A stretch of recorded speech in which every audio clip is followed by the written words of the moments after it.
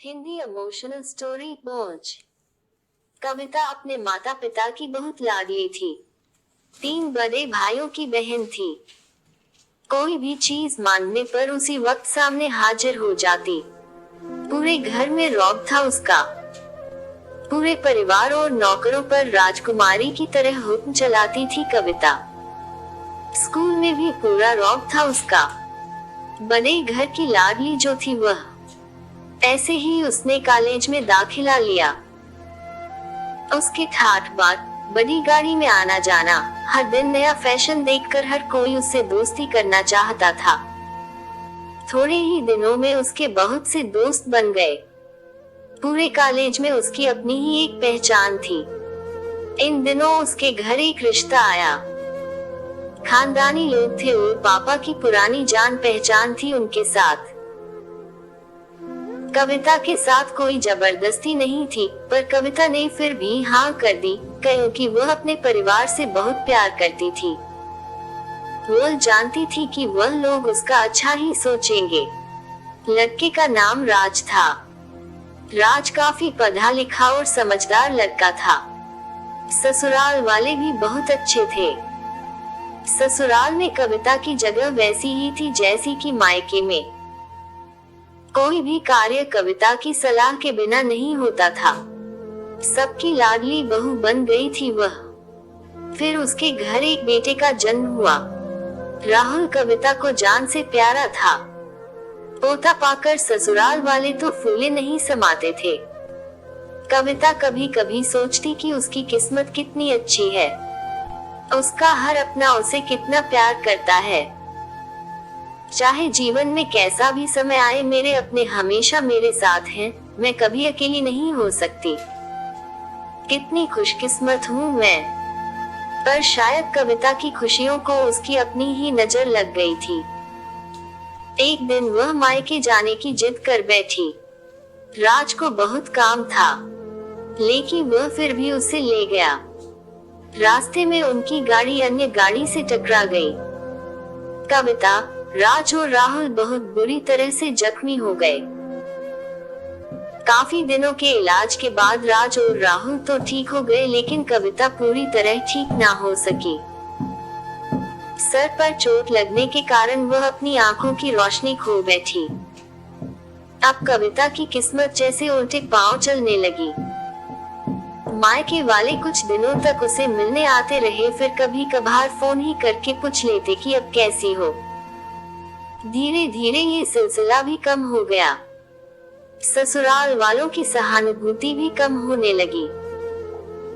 घर में किसी को पास बैठने के लिए कहती तो जवाब मिलता, बहुत काम है, अब तुम भी हाथ नहीं बंटा सकती। राज भी चिड़चिड़ा हो गया था। बस राहुल ही था उसके साथ, जिसके साथ हंसते खेलते उसका वक्त गुजरता।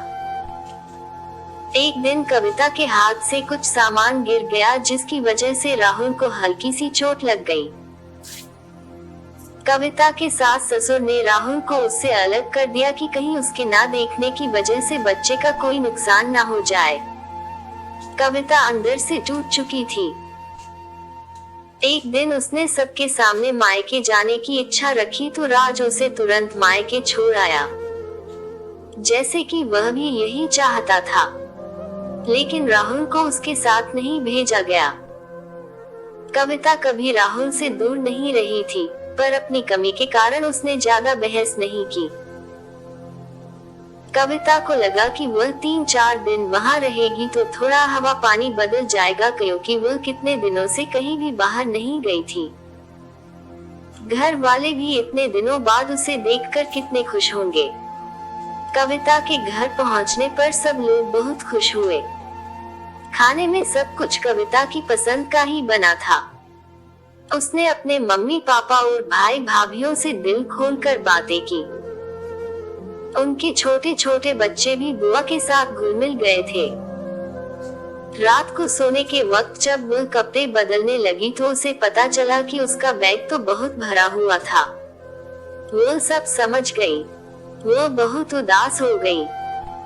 कुछ दिनों तक तो सब ठीक रहा, फिर जैसे सब बदलने लगा। सबका व्यवहार बदल रहा था। वो लोग जैसे थक चुके थे उससे। सब लोग घूमा फिरा कर पूछने लगे कि राज कब आ रहा है उसे ले जाने। वो बहाना बना देती, जबकि वह जानती थी कि उस घर में अब उसके लिए कोई जगह नहीं। कविता से चलते वक्त कुछ न कुछ नुकसान हो जाता। थोड़ी बहुत टोका-टाकी उसे सुनाई देती, वो टाल देती। एक दिन उसके हाथ से लगकर एक कीमती फूलदान टूट गया। छोटी भाभी ने बहुत हंगामा मचाया। कविता के माता पिता रोज रोज के झमेलों से तंग आ गए थे।